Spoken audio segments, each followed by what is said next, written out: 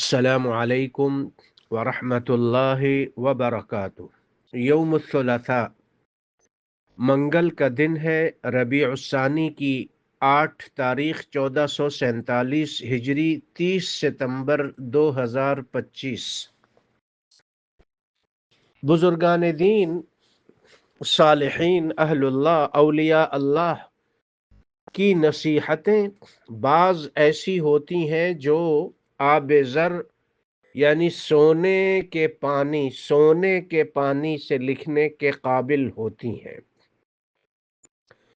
امام ابن قیم رحمہ اللہ تعالی فرماتے ہیں ثلاث کلمات كان يكتب بها بعض السلف إلى بعض فلو نقشها العبد في لوح قلبه يقرأها على عدد أنفاس لكان ذلك